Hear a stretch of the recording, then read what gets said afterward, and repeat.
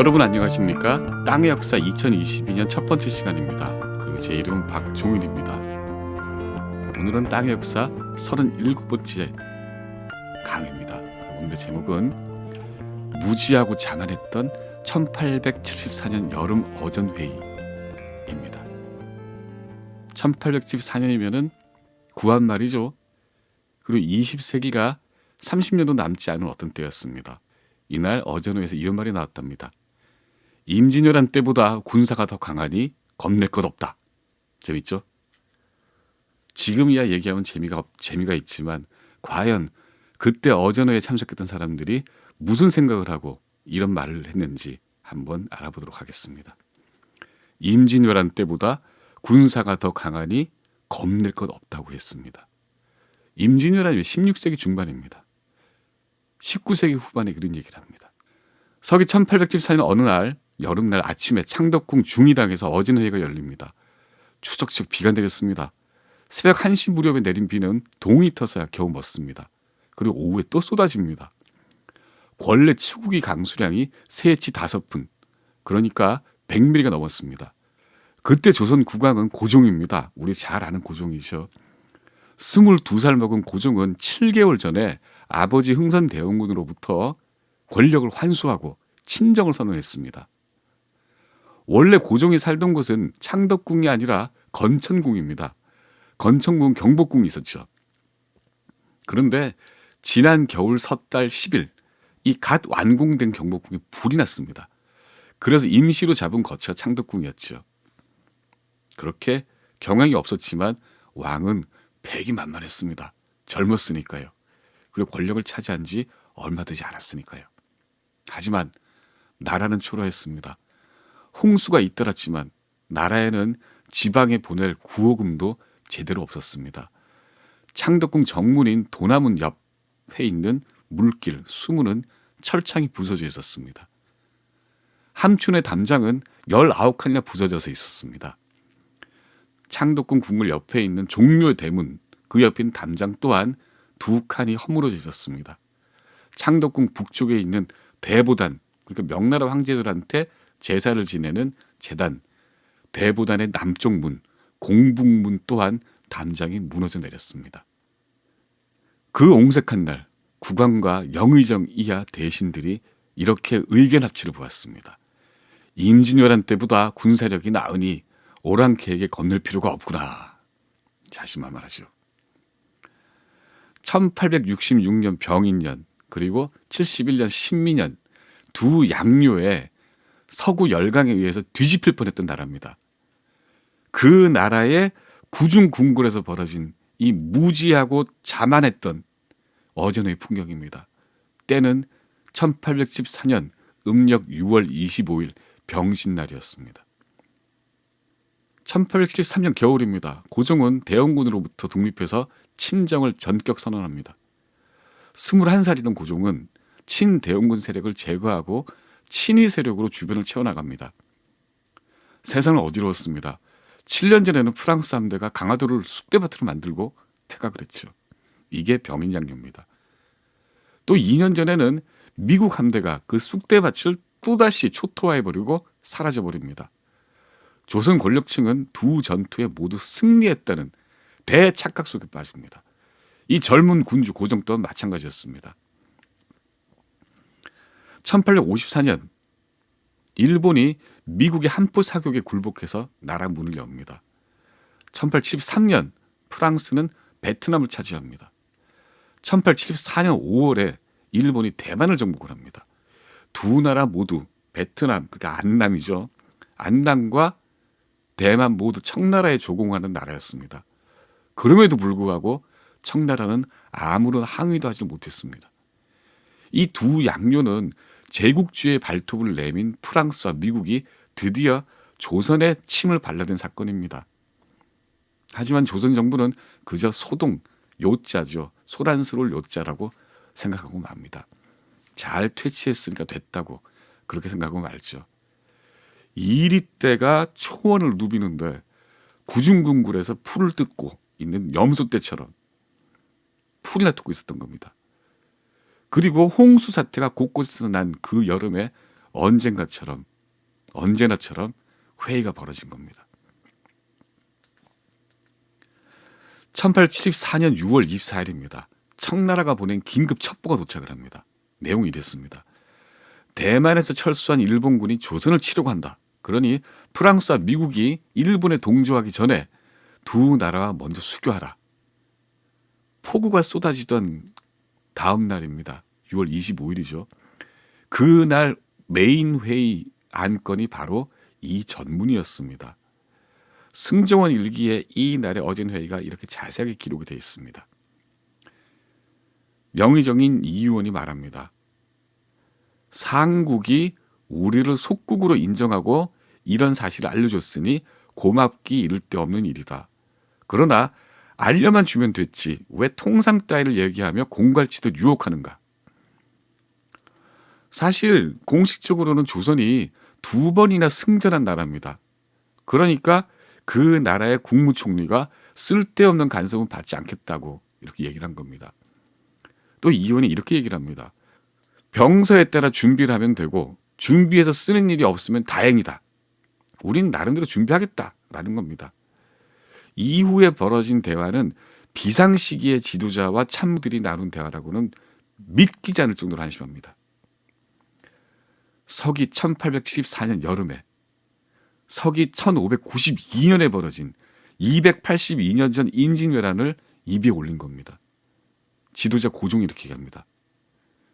지금 군사를 일으키려면 임진왜란은 못 미칠 것이다. 그때 영의정이 이렇게 뜻합니다. 요즘은 무기가 잘 단련돼 있고 포를 설치한 것도 많습니다. 군량미도 몇 년은 지탱할 수가 있습니다. 게다가 이미 포를 쏘는 기술까지 알고 있으니 겁날 것이 뭐가 있겠습니까? 추락한 타임머신에서 내린 듯이 이 사람들은 바다를 점령한 이양선들을 보면서 조총으로 무장한 도요토미 히데요시의 일본군을 상상하고 있었던 겁니다. 영의정이 확신 가득 찬 어투로 말을 잇습니다. 연전에 또 2차례 양류를 겪어서 양놈들의 장점과 단점을 남김없이 잘 알고 있다. 그러니 임진왜란 당시와 비교하면 오히려 더 나은 데도 있다고 본다. 자신감은 일본을 넘어서 서양 제국주의 세력에까지 확장되어 있는 겁니다. 그리고 이 자신감의 근거는 천하에 더할 수 없이 막강한 평안도 강계 포수들이었습니다. 이런 말이 나오죠. 추위와 더위를 견디고 배고픔을 참고 목마름을 참으며 한번 손을 들었다 하면 백발백중이니 강계 포수들은 저들 나라에 없고 우리나라에만 있습니다. 오랑캐들이 출중한 재주가 따로 있겠으며 우리나라 또한 쓸만한 재가 없겠습니까?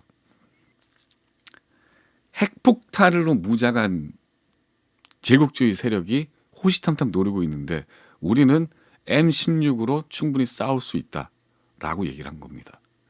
분명히 어전회였습니다. 그런데 대화는 고종과 영의정 두 사람 사이에서 오갔습니다. 고종이 또 이렇게 말하죠.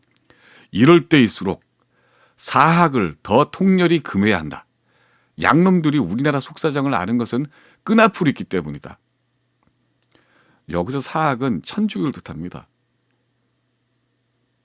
천주교를 금지해야지 천주교도들이 조선의 정세를 저 바깥 양놈들한테 알리지 않는다. 그러니까 천주교라는 신앙물을 더욱더 금지해야 한다. 그러면 나라가 국방이 지켜질 것이다라고 하는 거죠. 영의정이 이렇게 얘기를 합니다. 좌우 포도청과 지방 군대에 천주교 단속령을 강화하겠다고 답한 거죠. 자, 임진왜란 때보다 더 나은 군사력과 그리고 새롭고 강화된 이념 통제로 제국주의에 맞서겠다는 다짐이 바로 그때 국왕과 영의정이 내린 결론입니다. 홍수에 따른 수재 그리고 세금 미납에 따른 논의가 좀 오고 나서 드디어 다른 대신들한테도 발언권이 돌아갔습니다. 입을 잠그고 있던 우의정 박규수가 말을 쏟아냅니다. 방언 터지듯 쏟아냅니다. 이런 얘기죠. 청나라의 긴급 전문은 군국에 관련된 문제입니다. 그러니 쉽게 볼 일이 아닙니다. 이 안건은 털어버리고 수재 이야기를 하고 사학 이야기를 하고 그리고 세금 미납 얘기를 하고 있었습니다. 그런데 일찌감치 결론을 내버렸던 그 안건이 또 나옵니다. 그랬더니 고종이 심드렁하게 이렇게 얘기를 합니다. 늘 하던 도덕주의적인 이야기를 하죠. 장수로서 지략이 있는 자들을 거두었으면 된다. 그랬더니 박규수가 작심하고 답합니다. 여기서 박규수는 나중에 언젠가 제가 말씀드릴 일이 있을 겁니다. 박지원이라는 북학파 실용주의 학자의 손자입니다. 박규수 또한 실용주의자였죠. 이 박규수가 작심을 하고 이렇게 답을 합니다. 지금이 어찌 군신 상하가 편안하게 놀고 있을 때입니까? 군사를 기르려면 식량과 재물을 미리 준비해야 가능한데 이는 급한 일이 아닙니다. 박규수는 이보다 8년 전인 1866년 평양에서 미국 상선 제너럴 셔먼호를 불태웠던 강경파입니다. 실용주의이기도 하고 강경파라는 말은 팩트, 사실을 중시한다는 겁니다. 이념은 둘째라는 이야기죠. 그런데 군사가 급하지 않다는 이야기입니다. 이렇게 얘기를 합니다. 오히려 박규수는 나라를 끝없이 멀리 이어나갈 방도에 더 힘쓰라 라고 고종에게 뜬구름 잡는 소리를 하는 겁니다. 이참에 박규수도 별 수 없는 성리학자구나. 소위 꼰대구나.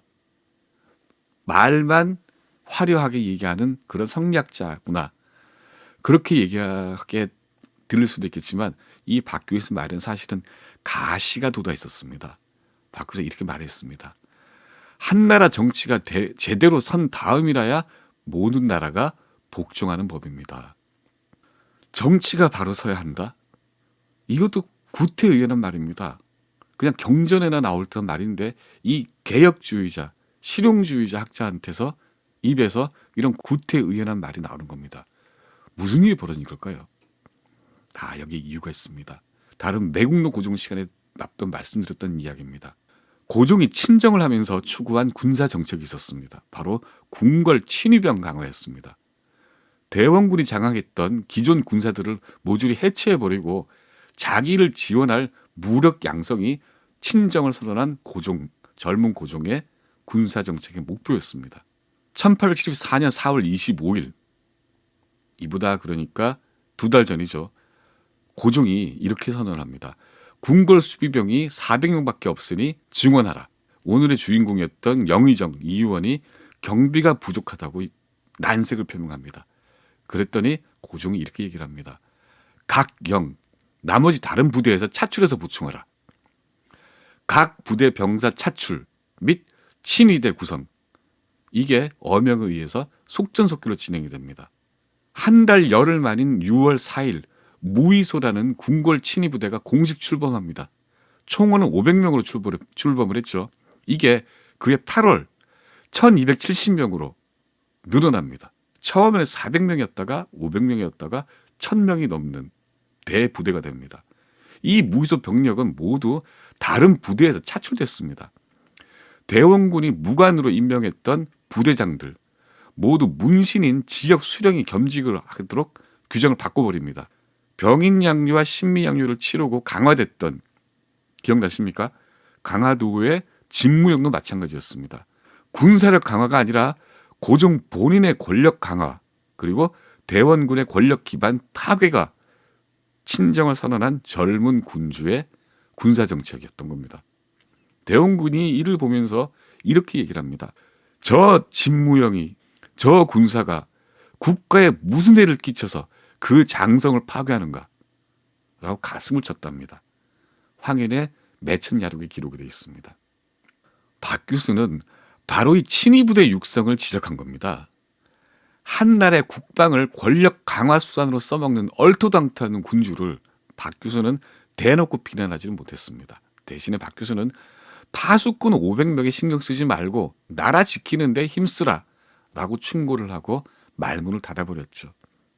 국왕은 귀를 닫아버렸습니다. 보름 뒤에 고종은 한양의 한성의 중앙군 전 부대를 무의소로 이속을 시켜버립니다. 그리하여 조선의 수도 도성 한성 수비대 전 병력이 궁궐 파수꾼으로 변신해버립니다. 이듬해 4월 20일입니다. 일본 군함 운유호가 부산에 나타납니다.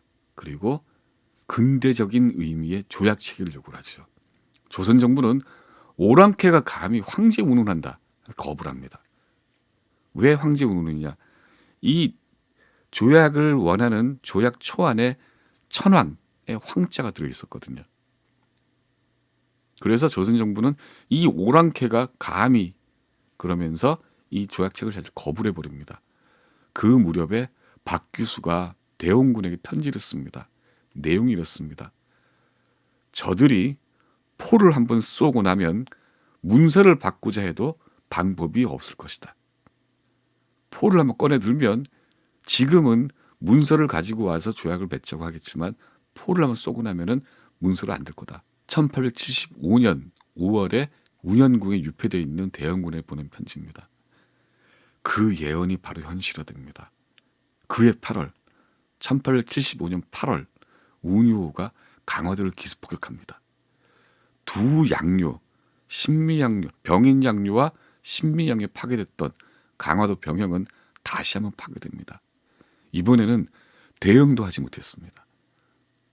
조선 권력층은 이듬해 일본과 강화도 직무형 병영에서 강화도 조약을 체결합니다. 1876년 2월 3일 오전 7시였습니다. 권력과 엿바꿔 먹은 군사력 그리고 섣부른 자만이 아니었다면 달라졌을 맑은 겨울날 아침이었습니다. 1874년 여름날 어이없는 대화가 오가고 근거 없는 자신감이 충만했던 그 어전후의 결과가 저렇게 참혹하게 나타났습니다. 매국노 고종에서 제가 말씀드렸던 굵직굵직한 사건의 안쪽에 깊숙이 숨어있는 미시적인 세계에서는 이렇게 더 어이없는 일들이 벌어지곤 했었습니다. 그게 구한말, 아니 20세기를 20년 남짓하게 남겨둔 그 시점에 조선이라는 국가의 국무회의에서 국가 지도자 고종과 관료들이 나눴던 대화입니다. 그때 장맛비는 추적추적 내렸었고 궁궐의 담장은 허물어져 있었으며 군사력은 궁궐 파수꾼으로 전락해 있었습니다. 2022년 호랑이 해입니다. 지금 조직과 국가를 경영하는 우리들의 회의는 어떻게 벌어지고 있을까요? 박정일의 땅의 역사였습니다.